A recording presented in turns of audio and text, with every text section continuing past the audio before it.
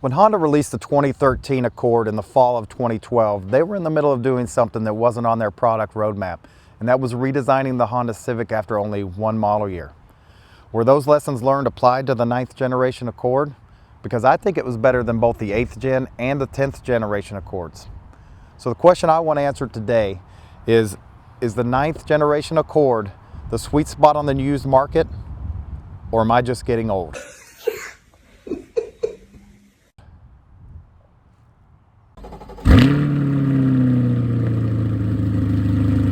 Every new car review these days, especially if it's for an EV, you're going to have a contingent of people asking for something that's less like a computer on wheels. You know, a little less technology and a cheaper price, and they would be okay with that. And I drove this car back in 2015 when it was new, and I really liked it, but I knew it then I would probably want something with a little more, probably a higher trim level with a little more equipment.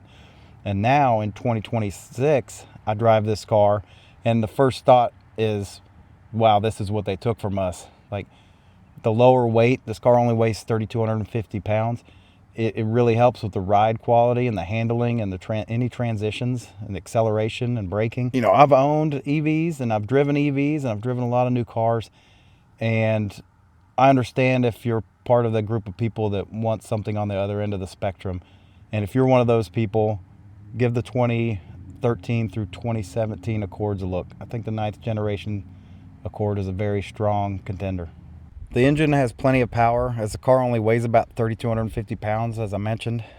The 185 horsepower and 181 torque is adequate without being boring, and the CVT reacts to throttle inputs from the driver without feeling like a rubber band, although I do occasionally feel some surging. A 278 horsepower V6 version is available, as is a hybrid and a rare plug-in hybrid. The latter was dropped when the Honda Clarity was released. If you do want a hybrid, I recommend a 2017 model year, as it got nearly a 20 horsepower bump. But back to what this car has, which is the last generation of Accord with the venerable 2.4 liter K-Series. This engine is sonorous and distant, like a far-off sewing machine. In my opinion, it makes the car. The ride quality is good, firm but compliant, with great bump compliance and enough body roll to keep you from pushing beyond the abilities of this car's 205 width tires. There are wider tires available on higher trims. The car's low weight, comparative with today's cars, makes for a car that changes direction easy, which is immediately apparent from behind the wheel. Speaking of tires, this car has a set of Continentals on the factory 16-inch wheels, which are about $163 each from TireRack.com. Driving the car this week, I've seen about 32 to 35 miles per gallon, but that's mostly highway driving. A range on a full tank is about 450 miles. The interior of this car is held up well, with some cleaning necessary on the high touch point spots. The trunk is spacious, back seat room is adequate, but some rear vents would probably be nice, and those are available on the higher trims. The mid-cycle refresh in 2016 did bring Apple CarPlay to the interior and standard safety sense. So on the early pre-refresh cars, you have to get an EX or higher to get the safety sense. At 111,000 miles, this car has a stack of maintenance receipts. Mostly it's air filter for the engine, cabin air filter, spark plugs, oil changes, tire rotation, stuff like that. But there are two things I wanted to point out. And the first is that these cars do suffer from leaky valve cover gaskets occasionally, and this car did have that done once. And then another thing is the CVT requires fluid changes about every 30,000 miles, a simple drain and fill, just to keep them healthy so they live a long life. One other thing to mention is that when I first got this car at the beginning of the week, the AC was a lot stronger from the passenger side than the driver's side. And at first I thought it was a blend door, which is another Honda failure point, but that wasn't the problem here. What happens is, as the refrigerant moves across the evaporator, the passenger side picks up that cooled air first, and then it warms up too much, and the refrigerant absorbs too much heat by the time it gets to the driver's side ducting, and so it was losing all of its cool on that side. So what I did is I went to the low side port and I checked it, and it was around 10 psi. I brought that up into the green zone on the gauge, which was about 30 psi, and that problem's been resolved for the remainder of the week. For the exterior, you know, it was bland a decade ago, but it's held up well. If you want a sharper front end, you can get a 16 or 17 model. Moving around to the side. Looks like they kind of ran out of styling ideas by the front mirror, but it does have the Hofmeister kink, which is a nice touch in the rear. Moving around to the back of the car, you know, it's classy. Typical Honda strength on the Accord. Single exhaust tip on this LX. If you want duals, you can get the Sport or a V6. All right, let's see what this 185 horsepower does.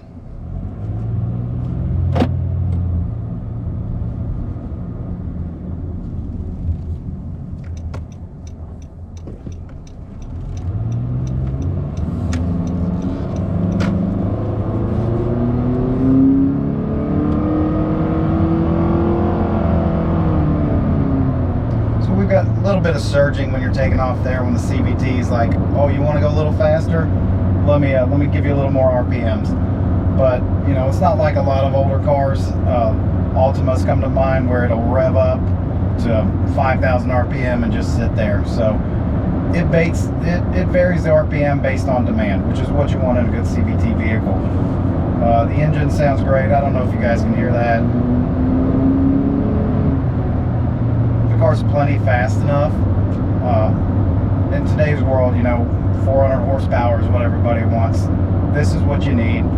This car, go watch any other YouTuber out there. If they're doing new car reviews today, a lot of people are starting to reminisce about 5 or 10 years ago before the vehicle started really packing on the weight, getting to be 5,000 pounds for your average car. You know, Tesla Model Y is 4,300 pounds. Everything's 4,300 pounds now, you know. This car weighs 3,250, which relatively speaking is lightweight. It handles well. It goes around corners well. It transitions well.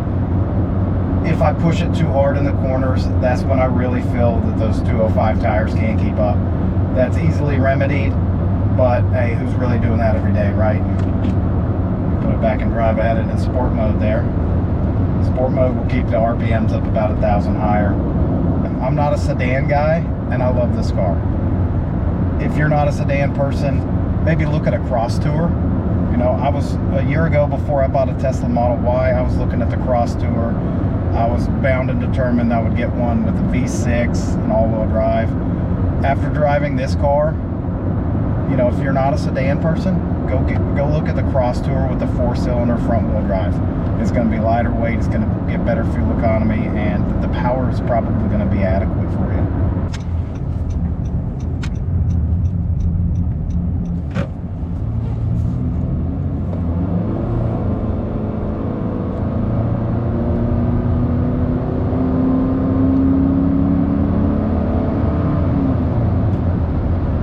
Totally adequate.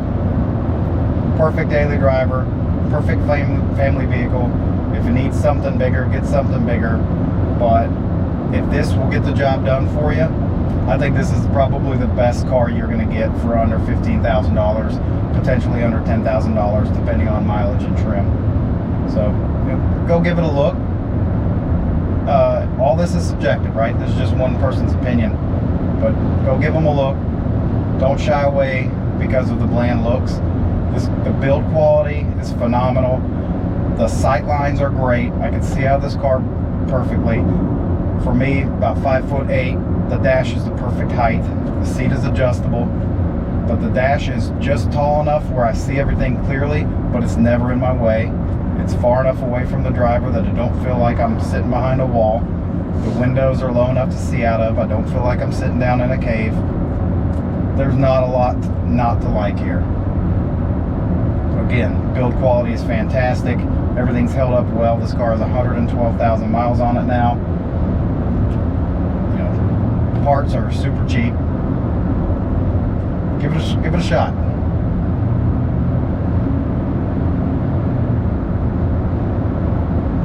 All right, so that's going to end our video on the 9th generation Accord. Thanks for watching. I'm trying to get to 1,000 subscribers, so like and subscribe. Thank you.